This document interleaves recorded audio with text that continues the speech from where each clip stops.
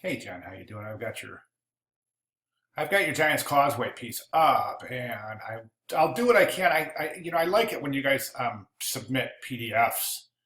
It's awesome when you put your work right in line with your body copy. That's awesome. I think it's really convenient. But I also like it when there's a PDF because that way I can draw guides and we can look at alignment. Some other things that I think are very effective in helping the general organization and presentation. So we've got Giants Causeway. Now, my first suggestion is this, is that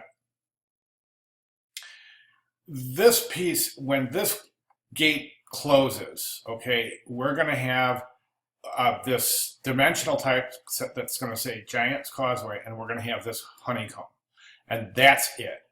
So is that enough information on the cover? Did you see what I'm saying? I'm wondering if you can't have some kind of a byline or a deck or a subhead or something that just tells us, what it is, where it is, Giants Causeway located in, or whatever. Yeah, I don't know what the terminology or the verbiage would be, but you see what I'm saying? I just think that once this closes on itself, it's going to be really stark. I think the same thing can be said about the back cover, because what you've done here is you've really are going to miss an enormous opportunity here by placing this giant map on the back of this piece. And let me explain what I'm talking about. In terms of portfolio, when it comes time to show your portfolio reviewers and hiring professionals are going to look at this and they're going to say, okay, why did this designer put this big map on here? Is there something? I mean, that looks like a prime real estate to show some outstanding organizational typography and informational presentation. So I say take that opportunity with your back cover, really do some explaining, draw the whole thing together on the back cover, okay? Inside, one of the reasons I like to draw the guides is because I can't really tell exactly where the fold is going to be. But regardless, this block of type here is certainly completely out of alignment. Look at the difference here. Right now, you've got this thin type column here, and then you've got this really wide one here right underneath it for no apparent reason.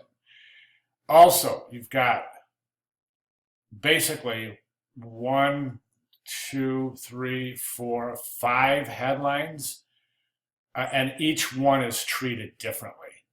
So there's no hierarchy and there's no consistency.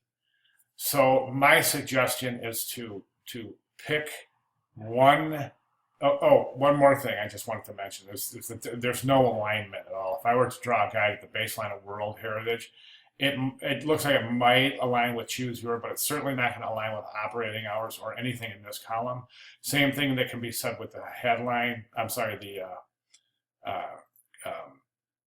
your type column, top of your type column, as well as the sides of your type columns, and these columns don't align with anything either. So that's why you're getting this really fragmented look here, this fragmented feel for the whole page. Okay, and then right here, you don't need these little train tracks, or you don't need that, and it's just really distracting. And you can take that and you can do what you're trying to do. You're trying to make your viewer go through, assisting your viewer through this text right here. And that's good, but you don't need this to do it. You can do it simply with consistent subheads. Okay, so I would say choose your main headline, choose your H1, your H2, your H3s. Be consistent and watch your alignment. Okay, if you have any questions, please give me a holler. Thanks.